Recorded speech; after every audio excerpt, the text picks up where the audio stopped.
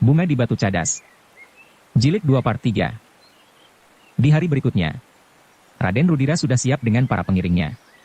Ia benar-benar akan mencari petani yang sudah membuatnya terlampau sakit hati. Jika petani yang demikian itu tidak dihukum, maka akibatnya akan dapat membahayakan kedudukan para bangsawan. Petani itu akan membuat orang-orang kecil yang lain berani pula melawan. Kalau Ramanda Pangeran Mangkubumi ada, aku akan mohon izin. Tetapi jika tidak diizinkan, atas nama Ayahanda Pangeran Ranakusuma aku akan bertindak. Ayahanda Ranakusuma adalah saudara tua Ramanda Mangkubumi, sehingga wewenangnya pasti lebih besar dari yang muda, berkata Raden Rudira di dalam hatinya. Meskipun ia tidak terlalu sering bertemu, tetapi ia pernah beberapa kali bertemu dan bahkan pernah berbicara satu kali di halaman Masjid Agung. Ramanda Pangeran Mangkubumi mudah dikenal, berkata Rudira di dalam hatinya pula, wajahnya yang agung dan tatapan matanya yang tajam. Ia seorang pendiam dan penuh dengan wibawa. Namun ternyata hatinya tiba-tiba saja berkeriput. Kalau benar Pangeran Mangkubumi ada di Sukawati, apakah ia akan berani berbuat sesuatu? Tetapi Ramanda Pangeran Mangkubumi pun pasti akan membantu petani itu harus dihukum. Ramanda Pangeran Mangkubumi pun pasti tidak akan senang mendengar cerita tentang seorang petani yang berani melawan seorang bangsawan. Rudira mencoba menenteramkan hatinya sendiri. Demikianlah, setelah semuanya siap, dan setelah minta diri kepada ayah dan ibunya, Raden Rudira pun meninggalkan rumahnya diiringi oleh beberapa orang. Agar perjalanannya tidak menimbulkan pertanyaan, maka mereka pun telah membawa pula kelengkapan berburu. Seakan-akan mereka adalah iring-iringan beberapa orang yang pergi ke hutan perburuan. Tetapi perjalanan yang mereka tempuh kali ini adalah perjalanan yang agak jauh. Lewat tengah hari mereka baru akan sampai di tempat yang mereka tuju. Tetapi kadang-kadang mereka pasti harus berhenti dan beristirahat. Kalau bukan kuda-kuda mereka yang haus, maka mereka sendirilah yang haus di bawah terik matahari sehingga baru di sore hari mereka akan sampai ke daerah Sukawati. Ramanda Pangeran Mangkubumi pasti tidak ada di sana. Meskipun jarang berada di lingkungan para bangsawan, tetapi Pangeran Mangkubumi pasti berada di kota mungkin hanya sebulan sekali atau bahkan 3 bulan sekali, ia pergi ke Sukawati yang sepi itu. Rudira berusaha menenangkan kegelisahannya sendiri. Namun demikian kadang-kadang hatinya masih juga menjadi berdebar-debar. Tetapi perjalanan itu sendiri adalah perjalanan yang menyenangkan. Kadang-kadang mereka masih harus menyusup di antara hutan rindang dan lewat di padukuhan-padukuhan kecil. Para petani yang melihat iring-iringan itu menjadi ketakutan, dan mereka pun segera berjongkok di pinggir jalan, karena mereka tidak dapat segera membedakan, apakah yang lewat itu seorang bangsawan dari tingkat pertama, atau tingkat berikutnya. Namun kuda yang tegar, pakaian yang gemerlapan dan pengiring yang banyak, membuat para petani dan orang-orang kecil lainnya berdebar-debar. Demikianlah maka perjalanan Rudira tidak menjumpai rintangan apapun di perjalanan. Sekali-sekali mereka berhenti, memberi kesempatan kepada kudanya untuk minum seteguk dan beristirahat sejenak. Dalam pada itu Rudira sempat juga memandang daerah yang terbentang di hadapannya. Daerah yang hijau segar. Sawah yang luas, dibatasi oleh padukuhan dan pategalan. Sungai yang berliku-liku menyusup di antara pebukitan padas yang rendah. Tetapi semakin dekat iring-iringan itu dengan Sukawati, maka hati Rudira pun rasa-rasanya menjadi semakin gelisah.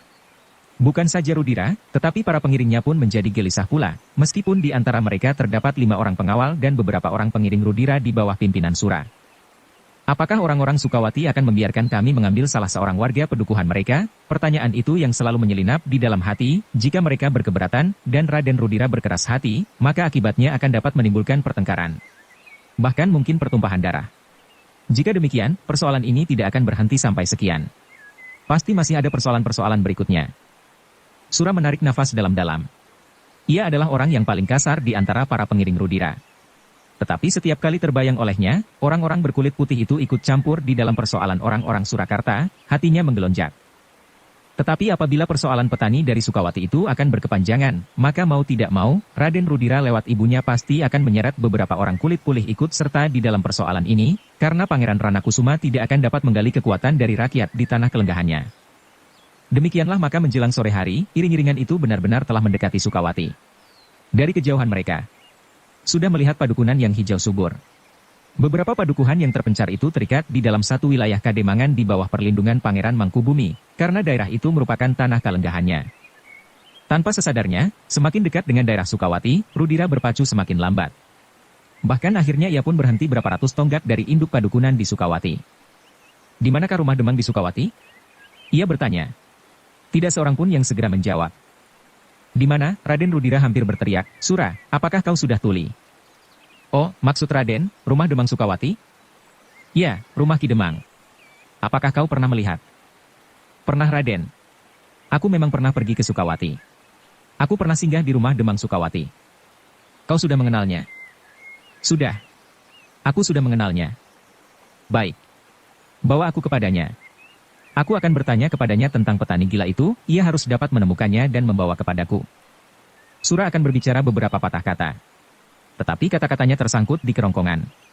Sehingga karena itu, ia hanya sekedar menelan ludahnya saja. Marilah, tunjukkan aku rumah Ki Demang itu. Sura mengangguk-angguk kecil. Jawabnya terbata-bata, baik Raden. Hi, kenapa kau menggigil seperti orang kedinginan?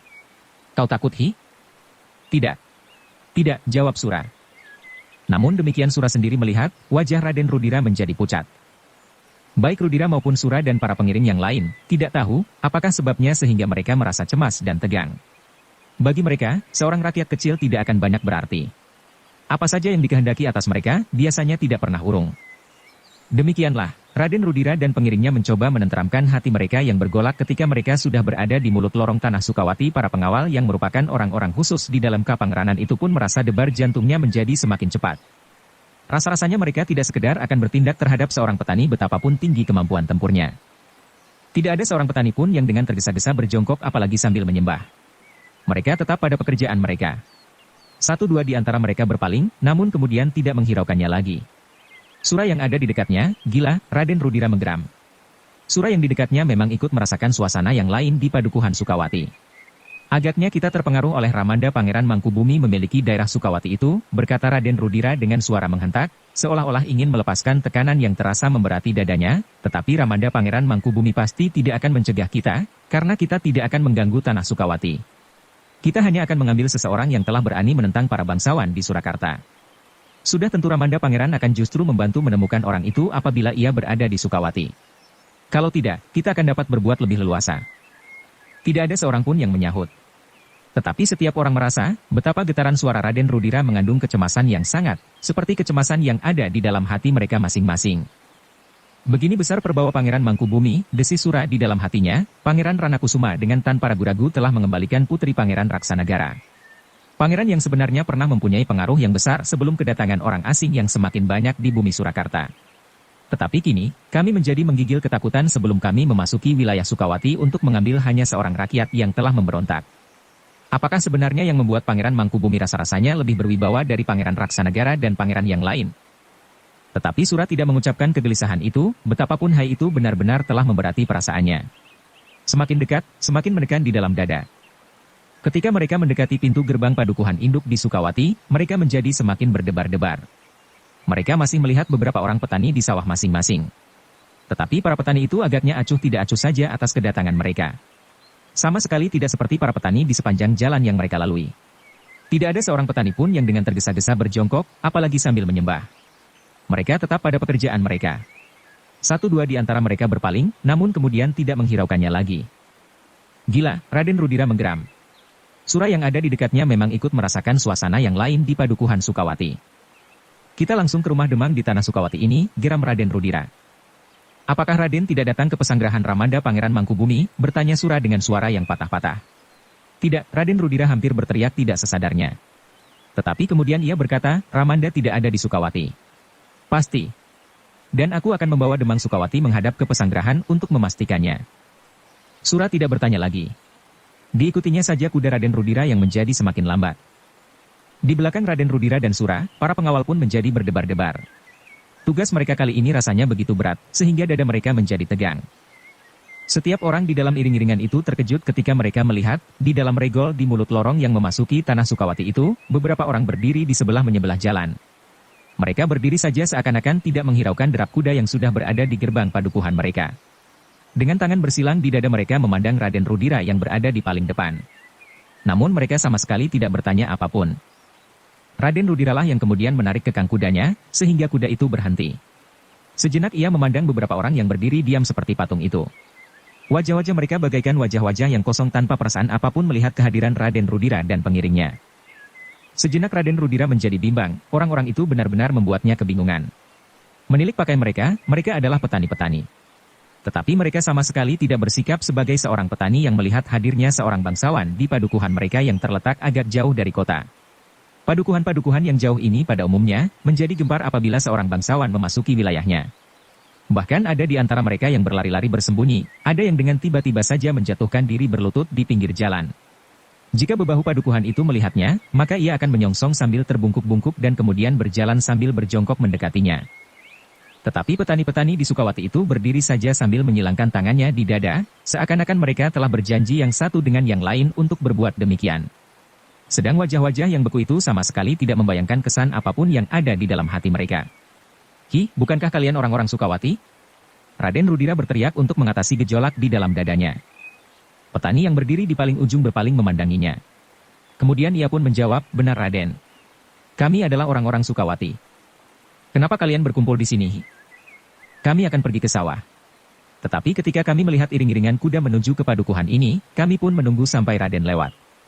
Silahkanlah kalau Raden akan lewat. Kami akan pergi ke sawah." "Persetan. Apakah kalian tidak tahu siapa aku?" "Kami hanya tahu bahwa Tuan adalah seorang bangsawan. Tetapi kami tidak tahu, siapakah Tuan?" "Aku adalah Raden Rudira, putra Pangeran Ranakusuma." Tanggapan dari para petani itu pun benar-benar mengejutkan. Mereka sama sekali tidak tertarik pada nama itu. Meskipun mereka mengangguk-anggukan kepalanya, tetapi sikap yang beku itu sama sekali tidak berubah.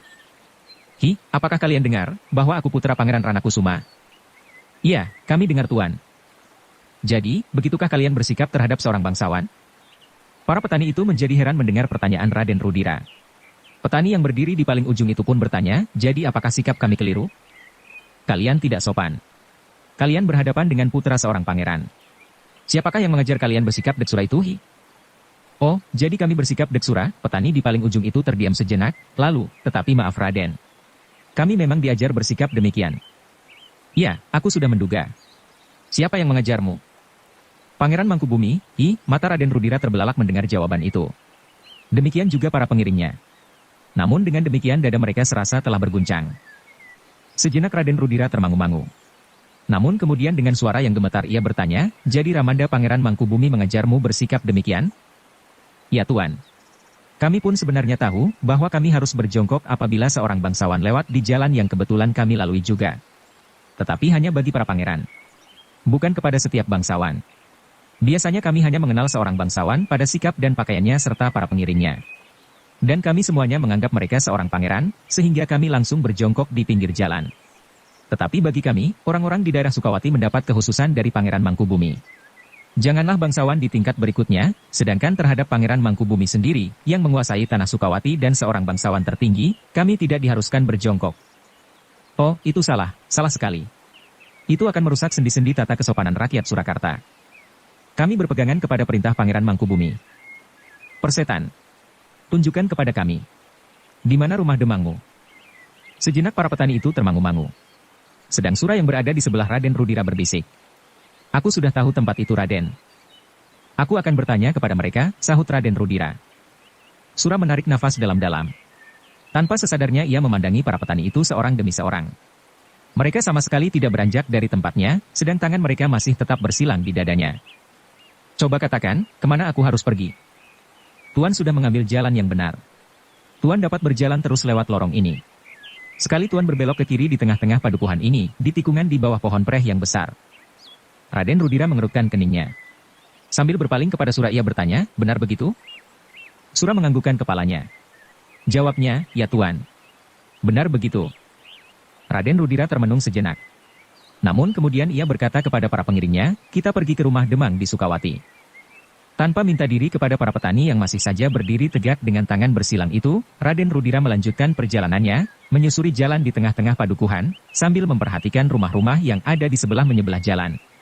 Meskipun letak rumah-rumah itu masih cukup jarang, tetapi terasa bahwa tanah Sukawati akan segera menjadi ramai. Lewat di atas pagar batu di setiap halaman, Raden Rudira dan pengiringnya melihat rumah-rumah yang bersih dan teratur.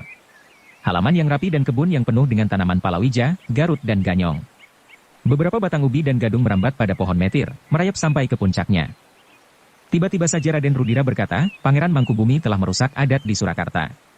Sikap itu pasti akan mempengaruhi sikap para petani kecil di sekitar tanah Sukawati. Lambat atau cepat. Tidak ada seorang pun yang menjawab. Sura masih saja termangu-mangu sambil menundukkan kepalanya. Sejenak kemudian mereka pun telah sampai di tikungan. Tetapi sekali lagi dada mereka berdesir, ketika mereka melihat beberapa orang laki-laki yang sedang berdiri pula di menyebelah jalan tikungan itu. Seperti orang-orang yang berdiri di mulut lorong, maka orang-orang itu pun berdiri dengan wajah membeku sambil menyilangkan tangannya di dadanya. Melihat sikap yang bagaikan patung-patung batu itu, terasa bulu-bulu tengkuk Raden Rudira meremang. Tetapi ia harus mengatasi goncangan perasaannya, sehingga karena itu, ia pun juga berhenti di hadapan orang-orang itu. Sekali lagi ia bertanya dengan lantang, apakah kalian diajari untuk menjadi patung? Atau memang demikianlah adat Sukawati untuk menghormat seorang bangsawan? Orang-orang itu memandang Raden Rudira hanya dengan sudut matanya. Kemudian orang yang paling pendek di antara mereka menjawab, kami diajari untuk bersikap sopan terhadap siapapun. Juga terhadap para bangsawan. Jawaban itu benar-benar mengejutkannya, coba ulangi. Tuan, jawab petani yang pendek itu, kami diajari untuk bersikap sopan kepada siapapun. Juga kepada para bangsawan. Kenapa juga kepada para bangsawan? Kenapa justru tidak kepada para bangsawan baru kepada yang lain? Petani pendek itu mengerutkan keningnya. Tetapi wajahnya kemudian seakan-akan telah membeku kembali. Katanya, kami tidak melihat perbedaan itu. Tetapi kami memang mengenal tingkat tata penghormatan. Namun pada dasarnya, kami menghormati siapa saja. Siapa yang mengajarimu? Pangeran Mangkubumi. Cukup, Raden Rudira berteriak. Nama itu rasa-rasanya seperti sebutan hantu yang paling menakutkan baginya. Karena itu tanpa berkata sepatah kata pun lagi ia meneruskan perjalanannya menuju ke rumah Ki Demang di Tanah Sukawati. Namun di jalan yang semakin pendek itu, Raden Rudira dan pengiringnya masih juga menjumpai satu dua orang yang berdiri acuh tidak acuh saja melihat kehadirannya. Bahkan mereka yang kebetulan berada di halaman pun hanya sekedar berpaling tanpa menghentikan kerjanya. Anak-anak yang sedang berlari-larian berhenti sejenak, lalu berlari lagi masuk ke dalam rumah masing-masing. Perasaan Raden Rudira semakin lama menjadi semakin terguncang-guncang. Rasa-rasanya ia telah memasuki suatu daerah asing yang belum pernah dijajakinya. Bahkan rasa-rasanya seperti di daerah mimpi yang mengawang di antara bumi dan langit. Surah, berkata Raden Rudira kemudian, apakah memang begini sikap orang Sukawati? Bukankah kau pernah datang kemari dahulu? Tidak tuan. Sikap orang-orang Sukawati tidak seganjil ini. Aku tidak mengerti perubahan apa yang telah terjadi di sini. Raden Rudira menjadi semakin berdebar-debar. Setiap kali ia melihat seseorang yang berdiri tegak di pinggir jalan dengan tangan bersilang di dada, jantungnya berdetak semakin cepat, sehingga hampir saja ia tidak tahan. Aku ingin memukul kepalanya, geramnya. Tetapi dengan mengerahkan keberaniannya Surah mencegahnya, katanya, maaf tuan. Jangan melakukan hal itu.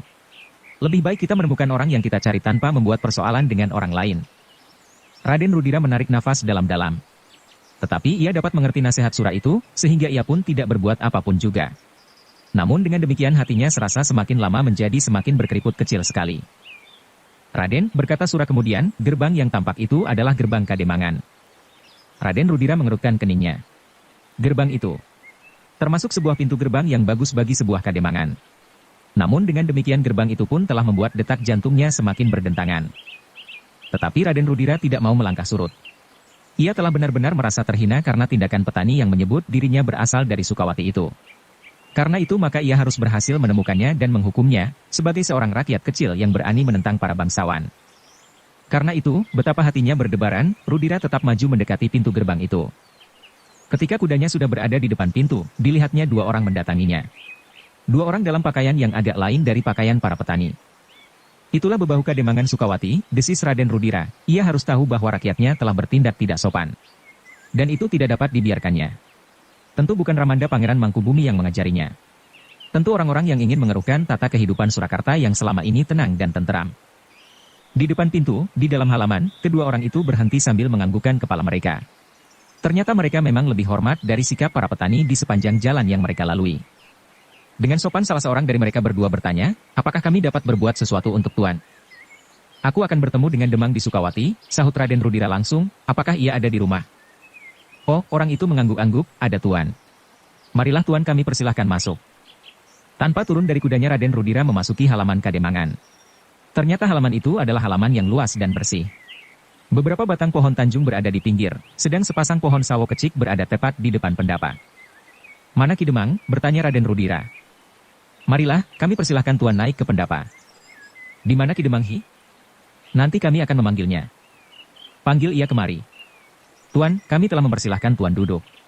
Kami akan segera memanggilnya. Orang itu berhenti sejenak, lalu, silahkan Tuan turun dari kuda. Tidak, aku akan menunggu Ki Demang di sini. Aku memerlukannya. Ia harus mengantar aku ke pesanggrahan Ramanda Pangeran Mangkubumi apabila Ramanda ada di sana. Tuan, kami persilahkan Tuan turun. Aku tidak mau turun. Kau tidak tahu siapa aku, Hi? Aku adalah putra Pangeran Ranakusuma. Tetapi ada semacam ketentuan, siapapun dipersilahkan turun apabila berada di kuncung pendapa ini. Aku seorang putra pangeran. Bahkan seorang pangeran pun bersedia untuk turun dari kudanya apabila ia berada di bawah kuncung ini. Aku tidak peduli. Tetapi aku tidak mau turun. Hanya seorang pangeran yang tidak tahu akan harga dirinya sajalah yang bersedia turun dari kudanya, meskipun di kuncung pendapa sekalipun, justru hanya pendapa seorang Demang. Tetapi justru kami sangat hormat kepadanya. Siapa? Pangeran Mangkubumi. Pangeran Mangkubumi. Pangeran Mangkubumi. Apapun yang kalian bicarakan, kalian menyebut Pangeran Mangkubumi, Rudira hampir berteriak. Kedua bebahu itu menjadi terheran-heran melihat sikap Raden Rudira. Namun kemudian salah seorang dari mereka berkata, Raden, kami tetap mempersilahkan Tuan turun. Kecuali kalau Tuan tidak berada di bawah kuncung pendapa, meskipun di halaman. Aku tidak mau. Aku adalah putra Pangeran Ranakusuma, aku bukan Pangeran Mangkubumi. Ayahanda Pangeran Ranakusuma pasti tidak akan turun pula meskipun kudanya naik ke pendapa sekalipun. Kedua bebahu kademangan itu saling berpandangan sejenak.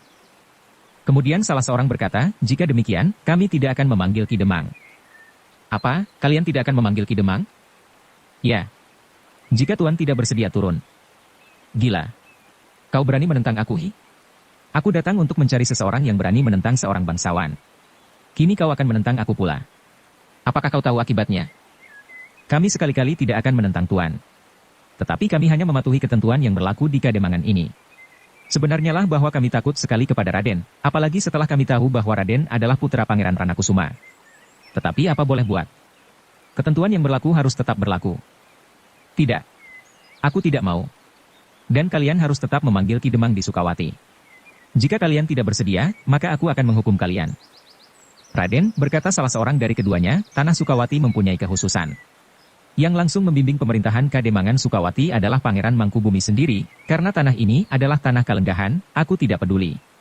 Aku yakin bahwa Ramanda Pangeran Mangkubumi akan membenarkan sikapku dan berpihak kepadaku. Panggil Demang itu, cepat. Sebelum Tuan turun dari kuda, kami tidak akan memanggil. Kami tidak berkeberatan atas mereka yang masih tetap berada di punggung kuda di halaman, tetapi tidak di bawah kuncung pendapa. Persetan. Apakah aku harus mencarinya sendiri dan memaksanya menghadap aku kemari? Jika Tuan berkenan di hati, kami akan mempersilahkannya dengan senang hati. Tuan, jawab salah seorang dari mereka sambil berpaling, kami tidak bertanggung jawab lagi apa yang dapat terjadi dengan Tuan, karena Tuan tidak mematuhi peraturan yang berlaku di Kademangan Sukawati, kalian sudah gila. Aku adalah putra seorang pangeran. Dengar perintahku. Seperti kau lihat, aku sudah membawa beberapa orang pengiring. Tuan akan berburu. Tuan membawa kelengkapan sekelompok pemburu yang akan berburu rusa di hutan rindang. Kami sudah melampaui beberapa daerah perburuan. Tetapi kami memang akan pergi ke Sukawati. Karena itu jangan mengganggu kami sehingga dapat menimbulkan kemarahan kami. Hampir berbareng keduanya mengangguk dalam-dalam. Salah seorang di antaranya berkata, baiklah. Kami tidak akan berbuat apa-apa. Dan tiba-tiba saja keduanya melangkah surut. Kemudian di luar kuncung, di depan tangga terakhir yang mengelilingi pendapa Kademangan keduanya berdiri sambil menyilangkan tangannya di dada. Sikap mereka pun telah berubah, mirip dengan orang-orang yang ditemuinya di sepanjang jalan. Ternyata sikap itu telah membuat seluruh tubuh Raden Rudira meremang.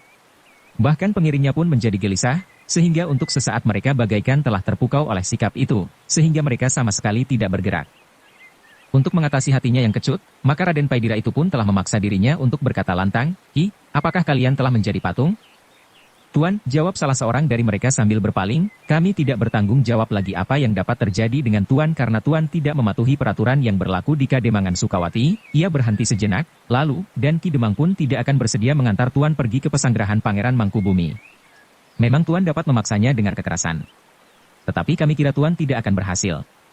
Bukan karena Ki Demang mempunyai sepasukan pengawal yang dapat melindunginya. Tetapi karena kekerasan hatinya, ia akan memilih akibat yang bagaimanapun beratnya daripada ia melihat peraturan yang dibuatnya tidak ditaati. Gila, permainan apakah sebenarnya yang telah kalian lakukan? Apakah kalian sedang diamuk oleh suatu kepercayaan tahayul yang membuat kalian, orang-orang Sukawati menjadi seperti orang-orang gila? Tuan keliru, jawab salah seorang dari kedua pengawal, sikap kami adalah sikap yang mewujudkan kediaman kami menghadapi keadaan dewasa ini, di mana kita merasa berdiri di atas bara justru di kampung halaman sendiri. Jawaban itu benar-benar tidak diduga, sehingga Raden Rudira terdiam untuk beberapa saat. Namun wajahnya yang tegang menjadi semakin tegang. Tetapi ternyata Raden Rudira tidak mau surut. Meskipun hatinya bergejolak dahsyat sekali, namun ia mencoba mengatasinya dengan berteriak sekali lagi, "Panggil Ki Demang di Sukawati." Betapapun ia berteriak, tetapi kedua bebahu Kademangan Sukawati itu sama sekali tidak beranjak dari tempatnya. Kemarahan Raden Rudira hampir tidak terkekang lagi, namun ketika dadanya bagaikan akan meledak, Sura, pengiringnya yang selama ini paling dibanggakan itu telah meloncat turun dari kudanya. Perlahan-lahan ia mendekatinya. Dengan suara bergetar ia berkata, "Raden, kami persilahkan Raden turun dari kuda." Bukan suatu sikap merendahkan diri, tetapi barangkali demikianlah yang dikehendaki oleh Ramanda Pangeran Mangkubumi. "Persetan," Raden Rudira berteriak, "kau juga sudah menjadi pengecut?" "Bukan Raden. Bukan soalnya, berani menentang ketentuan itu atau tidak. Tetapi kita ingin mendapat bantuan dari Ki Demang di Sukawati. Bukankah tujuan kita untuk mendapatkan petani yang telah menghina Raden di tengah bulak itu? Karena itu, sebaiknya kita tidak membuat persoalan-persoalan baru di sini." Darah Raden Rudira bagaikan mendidih karenanya. Namun perlahan-lahan ia mulai menyadari kata-kata Sura. Kalau ia bertindak kasar, maka ia hanya akan menambah kesulitan diri sendiri tanpa mendapatkan hasil apapun dari kepergiannya ke Sukawati. Dan lebih daripada itu, sebenarnya lah di dalam sudut hatinya tersirat kecemasan yang sangat melihat sikap orang-orang Sukawati itu. Namun sudah barang tentu Raden Rudira tidak membiarkan dirinya terlempar surut tanpa pembelaan. Dengan lantang ia berkata kepada kedua bebahu itu, "Baiklah. Aku akan turun. Bukan karena aku takut menghadapi sikap kalian yang gila itu. Tetapi aku secepatnya ingin menangkap petani yang telah berani menghinakan aku di tengah bulak." Raden Rudira pun segera meloncat dari punggung kudanya sambil berteriak, "Aku sudah turun. Panggil Ki Demang di Sukawati." Tetapi Raden Rudira terkejut, ketika sebelum kedua orang itu beranjak, telah terdengar suara dari balik pintu peringgitan di pendapa, "Aku sudah di sini Tuan." Darah Raden Rudira tersirap. Di tengah-tengah pintu yang kemudian terbuka ia melihat seorang laki-laki yang bertubuh sedang, berkumis tipis, yang kemudian berjalan melintas pendapa mendekatinya. "Kau di situ sejak tadi, ya? Aku sudah berada di balik pintu sejak Tuan datang. Tetapi aku menunggu Tuan turun dari kuda. Maaf. Itu sudah menjadi ketentuan kami. Sekali kami melanggar ketentuan itu, maka untuk selanjutnya ketentuan itu tidak akan berarti, karena pelanggaran yang serupa akan terjadi lagi. Sekali lagi dan sekali lagi, sehingga ketentuan itu tidak berarti apa-apa lagi. Baik bagi kami maupun bagi setiap orang yang datang ke padukuhan ini." "Persetan," jawab Raden Rudira, "aku tidak perlu sesorahmu. Aku memerlukan kau." "Oh," Ki Demang yang kemudian turun dari pendapa rumahnya mengangguk hormat, "Kami akan membantu Tuan." "Apakah yang harus kami lakukan?" Raden Rudira memandang Demang Sukawati itu dengan herannya. Ia tidak mengerti, apakah yang sebenarnya tersirat di dalam hatinya. Setelah ia memaksanya turun dari kudanya, maka ia pun kemudian bersikap sopan dan ramah. Tetapi Raden Rudira tidak mempedulikannya lagi. Dengan kasar ia berkata, "Aku sedang mencari seseorang." "Oh, siapa?" "Aku tidak tahu namanya." Ia menyebut dirinya petani dari Sukawati. Tampak Ki Demang mengerutkan keningnya sejenak. Tetapi ia pun kemudian berusaha untuk melenyapkan kesan itu. Bahkan kemudian ia bertanya, "Kenapa Raden mencarinya? Apakah petani dari Sukawati itu telah menjual sesuatu kepada Raden dan Raden akan membayarnya sekarang? Atau persoalan apapun yang pernah terjadi dengan petani itu?" "Ia menghina aku di tengah-tengah bulak Jatisari." "Oh," Ki Demang dari Sukawati terkejut, "di Jatisari?" "Ya." "Begitu jauh dari Sukawati?" "Ya." Orang itu mengaku petani dari Sukawati. Ia tentu seorang petualang. "Nah, tunjukkan kepadaku, siapakah yang sering bertualang di sini?" Ki Demang tidak segera menjawab. Dengan sudut matanya ia memandang kedua pembantunya yang kini berdiri termangu-mangu pula. "Ki, apakah kau tidak dapat mengenal orang-orangmu?" "Maaf Tuan. Aku tidak dapat mengingat semua orang di Kademangan Sukawati. Mungkin aku mengenal mereka, tetapi tentu tidak akan dapat mengerti kebiasaan mereka sehari-hari dengan pasti. Tetapi bertualang bukan kebiasaan yang wajar bagi seorang petani. Karena itu, seharusnya kau dapat segera mengetahui orang yang aku maksudkan." Tetapi Ki Demang itu menggeleng-gelengkan kepalanya. Katanya, "Maaf. Aku tidak dapat segera mengatakan, siapakah yang Raden maksud itu. Kalau begitu, antarkan aku menjelajahi Kademangan ini. Aku akan mencarinya sendiri." "Tuan akan menjelajahi Kademangan Sukawati?" "Ya." Ki Demang menjadi termangu-mangu. Sekali lagi ia memandang kedua kawan-kawannya. Kini keduanya pun menunjukkan kegelisahannya. "Tuan," berkata Ki Demang, "tanah Sukawati adalah tanah kalenggahan." "Aku mengerti," Rudira memotong, "maksudmu, kau akan menyebut nama Ramanda Pangeran Mangkubumi." "Ya Tuan." "Antarkan aku ke pesanggerahan Ramanda Pangeran Mangkubumi. Aku akan menghadap dan mohon izinnya. Tentu Ramanda akan memberikan izin itu. Bahkan akan membantuku mencari orang-orang yang deksura dan berani menentang para bangsawan." Ki Demang di Sukawati mengangguk-angguk. Tetapi kemudian ia berkata, tetapi Pangeran Mangkubumi tidak sedang berada di Sukawati. Apakah Raden tidak menjumpainya di istana Kapangranan di kota? Sesuatu terasa bergetar di dalam dada Rudira. Seolah-olah ia terlepas dari tekanan kecemasan yang menghimpit dadanya, sehingga tanpa sesadarnya ia menarik nafas dalam-dalam. Jadi Ramanda Pangeran tidak ada di Sukawati? Ki Demang menggelengkan kepalanya, tidak tuan. Tidak. Tetapi tiba-tiba saja Rudira membentak, bohong. Kalian pasti mencoba berbohong, karena kalian, orang-orang Sukawati adalah orang-orang yang deksura. Kalian takut juga bahwa aku akan mengatakan kepada Ramanda Pangeran Mangkubumi tentang kalian. Tentang petani-petani yang berdiri membeku di regol padukuhan dan mereka yang seperti patung mati di tikungan. Kenapa orang-orangmu kau ajari deksura terhadap para bangsawan? Dan sekarang kau takut membawa aku menghadap Ramanda Pangeran. Ki Demang menundukkan kepalanya dalam-dalam. Katanya, aku minta maaf tuan. Orang-orangku adalah orang-orang pedesaan yang jauh dari kota. Kami sama sekali tidak berniat untuk berlaku kurang baik dan apalagi tidak sopan. Tetapi kami, orang-orang pedesaan memang kurang mengerti tata krama.